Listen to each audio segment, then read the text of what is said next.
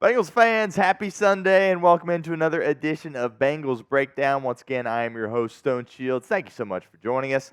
Got a lot to talk about on today's Sunday edition of Bengals Breakdown. Some breaking-ish news coming out a couple hours ago regarding Tee Higgins. We'll get into exactly what that is, but he will not reach an extension with the Cincinnati Bengals by tomorrow's deadline. So we'll talk about that. Also, Colin Cowherd had an interesting player that he compared to Joe Burrow, so we'll dive into that. I got to push back on that a little bit. Big fan of Cowherd, but I think he's a little bit off base on this one. So we'll talk about that, and also we'll get back to the ESPN rankings. Remember, scouts, executives, and coaches from around the league are listing their position rankings right now via ESPN.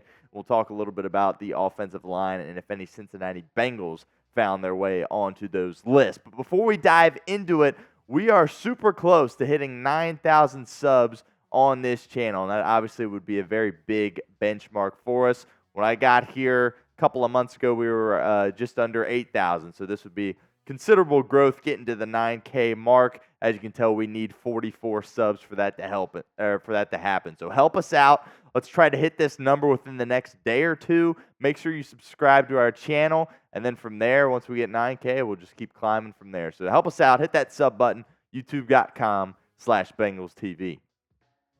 Okay, so this is exactly the quote that NFL Network's Ian Rappaport tweeted out a couple hours ago regarding Tee Higgins. He said, "It has appeared evident for some time, but for clarity, the Bengals and star wide receiver Tee Higgins will not do an extension by Monday's deadline. He signed his franchise tag. He'll play on it, then be one of the top free agents in the 2025 offseason." Now, if you've been watching our program at all, you know that obviously most of us here and really anybody that covers the Bengals understood that an extension was not going to happen, right, for Tee Higgins. He was going to sign the tag, play under the tag, hopefully. Obviously he did not end up holding out, so he'll be on at training camp on time, which is certainly a good sign.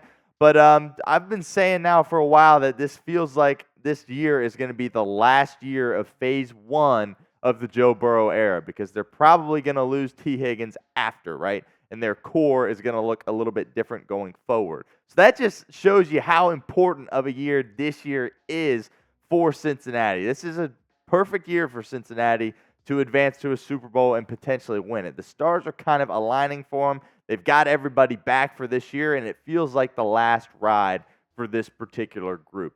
And my one-word reaction to this news from Ian Rappaport is expected, right? I did not believe that the Bengals would reach an extension with Tee Higgins. There have been no reports or any indications that he was able to get back to the negotiating table with Cincinnati. The Bengals were content. Hey, we want you back for 1 year. We'll pay you a lot of money with your franchise tag, but after that, we can't offer you an extension at this point. So I was very expected when I saw this news a couple hours ago from Ian Rappaport. But I want to know what you think. What is your one-word reaction to the Higgins news? Sound off for us in the comments section. This is the pinned comment of today's video, so if that ad comes here on YouTube, that's fine. Take advantage of it. Get down in the comments and let me know what your one-word reaction to the Tee Higgins news is. All right, so Colin Cowherd on his show the other day made a comparison between Joe Burrow and Joel Embiid. And obviously this comparison came due to the injuries that both have suffered throughout their careers. Joe Burrow in the NFL, of course, and Joel Embiid in the NBA with the Philadelphia 76ers. Let's see exactly what Cowherd said here on his show. He said, "That's part of his narrative now. He's hurt a lot. It's like Joel Embiid. He's a quarterback. They're not super athletic. They get blindsided. You can't talk about Burrow without the injuries. It's part of it now." And look, it's been well documented, the injuries that Joe Burrow has suffered throughout his career, right? Going down the line, the multi-ligament tear year one, that was significant, right? The Super Bowl a couple of years after, spraining the MCL, the appendectomy, it's just unfortunate. I don't think that had anything to do with him, being injury prone or whatever. That just happens, to any people that are out there in the world. The calf strain, obviously, and the wrist tear this past year, which certainly were difficult for the Bengals. And look, I get where Cowherd is coming from, right? But there are too many differences to me between Burrow and Embiid. Number one, health in the playoffs, right? Joel Embiid has played a lot of playoff games for Philadelphia, but a lot of which he's been banged up, and he hasn't been the player that he is throughout the regular season in the playoffs, and that has hurt Philadelphia in those games. Burrow, every time he's in the playoffs, yeah, he's banged up. It's just, part of being a quarterback in the NFL, but he goes out there and he plays at a high level, and you can't really tell that he is banged up, number one. And number two, there's a fear factor, right? With Joe Burrow in the NFL. When he makes the playoffs, teams are aware that Cincinnati's coming. All right, that doesn't really exist with Philadelphia. Nobody really considers them a threat in the East, much less a threat to win a title. So I think there's too many differences there in terms of the caliber of player that Burrow is in the postseason and that Joel Embiid is in the postseason. Also, agents have warned clients about joining the Philadelphia 76ers like, hey, this guy gets hurt all the time. He's the face of the franchise. You might not want to go play there. I have yet to hear anything like this with Cincinnati. Now, if Burrow keeps getting hurt, perhaps that will change. But right now, as far as I can tell, free agents want to come to Cincinnati to play with a guy like Joe Burrow. So my comparison, people might get a little freaked out about this, but my comparison right now is Steven Strasburg, who, of course, had a long injury history. He's a pitcher for the Washington Nationals. Now, Burrow and Strasburg were both the number one overall picks. That's where the comparison starts, right? High expectations, number one overall. Joel Embiid was the number 3 overall pick in the NBA draft when he got selected. So there's some differences there. And both had a major injury in year one. If you remember, Joe Burrow, I remember that first game against the Chargers when he went out there. I think he evaluated his performance as like a C- or a D after that game. The Bengals didn't score many points and ultimately lost that game. Randy Bullock missed a field goal towards the end. But I knew in that moment, I was like, oh, we got our guy. That guy's going to be our quarterback for a long time. You kind of saw that with Strasburg, right? He came up and was great right away, and then he too suffered a major injury in year one, having to get Tommy John, and that set him off course a little bit. And another thing is they're both feared in the postseason. Kind of touched on this already with Burrow. But with Strasburg, if you remember that 2019 run that the Washington Nationals had when they won the World Series, who was the World Series MVP? Oh, that was Steven Strasburg. Why? Because he went 5-0 in 6 starts with 47 Ks and an ERA sub-2. So that shows you the kind of player that Strasburg was in big-time moments for the Nationals, despite obviously his injury history. Now, with Strasburg, he kept getting hurt, and that ultimately ended his career early. Right now, Burrow has, gotten hurt a lot throughout this point. Now, the question is if the end in the middle of their careers will be different and if Joe Burrow is able to find a way to stay out on the football field. So it got me thinking, Strasburg ended up getting the title for the Nationals, right? And it was won. So I think his career is a complete success, all right? He set out to win a world championship. He did it. Now, would you be satisfied with only one Super Bowl in the Burrow era? I think you have to say yes to this. Obviously, your expectations are a little bit higher, and your hopes are certainly a little bit higher. But if he was able to bring the first Lombardi Trophy to Cincinnati, I think it would totally be a success. But let us know down in the comments section what you think. Type 1 for yes or type 0 for no.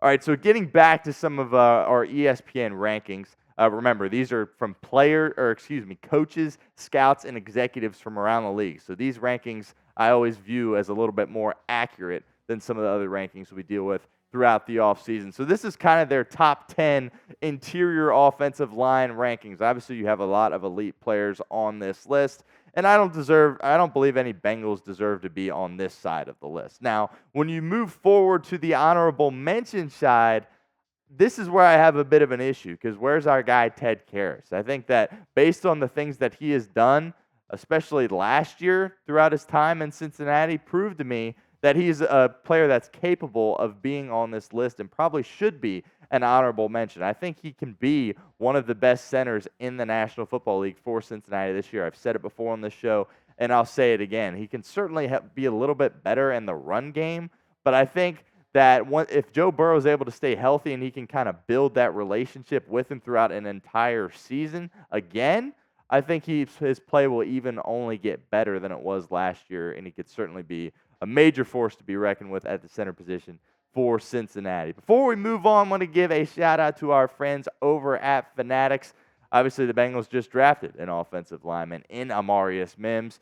So show some support for the Bengals' first-round selection and go get your Amarius Mims rookie jerseys now. That's chatsports.com/Amarius Mims, and that link will be in the comments and the description of today's show. So get down there and get you an Amarius Mims rookie jersey.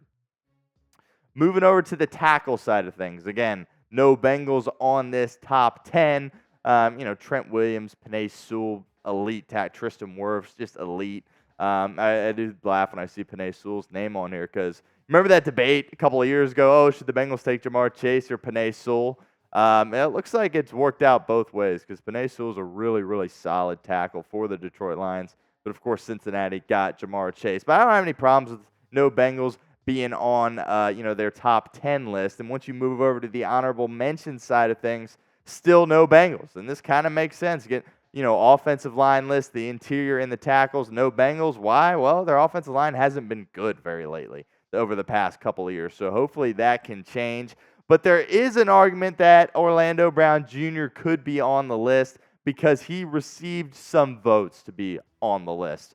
Now, last year, he's not a guy that should have been on that list, right? But when you look at before that, what he was able to do in Kansas City, certainly was an elite level football player, and that's why the Bengals gave him the money in which they did because they've seen him play at a really, really high level. I still have high hopes for Orlando Brown Jr.